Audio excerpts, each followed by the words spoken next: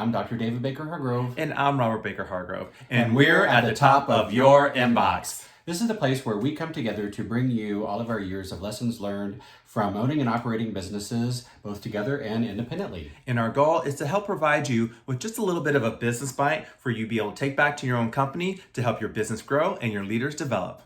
So, Dr. Dave, what's at the top of your inbox today? So today, I thought that we would talk about learning the business of your passion. So when you talk about learning the business of your passion, to me, they're a symbiotic relationship because passion drives your business, but business supports your passion. Is that kind of what you're talking about, Dr. Dave? Is that where you're going with it? Yes. So, when you go and start up a business, a lot of times, so like say for instance, if you're an accountant or a lawyer, and you go into opening up your own business and because you want to provide clients with a service, you don't necessarily think about that there's all of these other components of your business that have to be run. Absolutely, so, policies, procedures, infrastructure from technology, marketing, payroll, and the more successful you get, the more your firm grows, and all of the more you're gonna have to add to it. And so the more the business needs from you as the owner, and that's going to, of course, take from you your ability to provide as much client service. And so for a lot of people, that can become draining. Most people don't love the art of business like you and me. That is correct. Or is it you and I? So they don't love the art of business like you and I do. And so they find that to be a drain. Or even people who work in a larger corporation, like say you're an HR professional and you love being an HR professional, you love HR, but you don't necessarily like all of the mechanics of working in a large corporation with all of the policies and procedures and everything, all of the trappings that goes along with it. But you couldn't have the stable HR company and the things that it affords you to do without everything that goes along with that.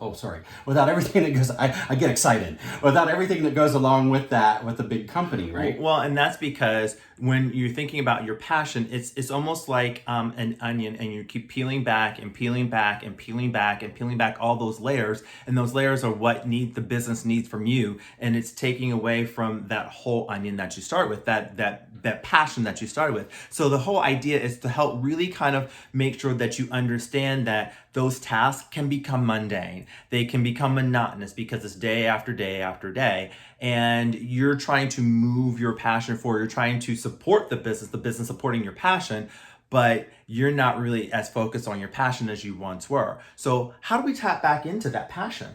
Well, and so the reality is that, like you said in the beginning, it does become symbiotic. And, you're not going to continue to be successful until you learn to become passionate about the business aspects that support your passion.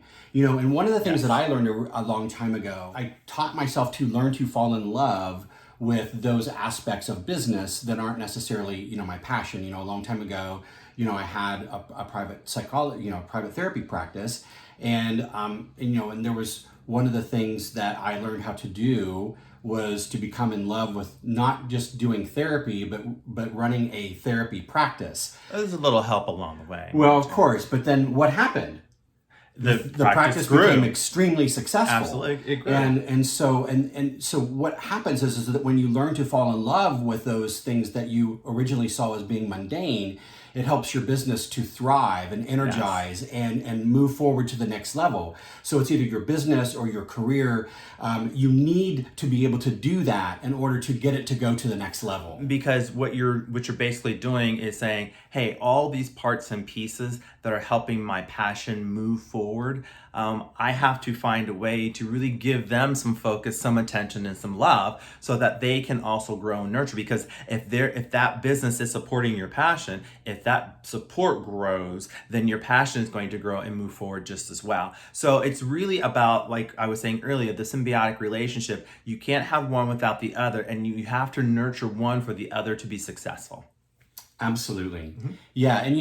And the reality is that it's not a skill that comes naturally to everybody. And a lot of this you know, a lot of our work life does tend to be mundane, and it's things that we really have to learn. It's a skill, And we are that humans. we have to learn. And as humans, we love routine. So it's very easy for us to fall into that routine. And sometimes we just need to shake it up a little bit to make sure that we keep growing in the direction that we want to. Absolutely. And so, you know, it's certainly okay if it's something that you don't feel that comes natural to you. Right. You know, it's something that you can learn, and it's something that you can have someone help teach you.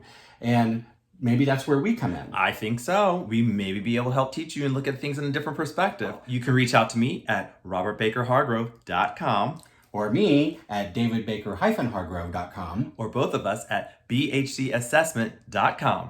So until next time, we'll see you At the top of your inbox.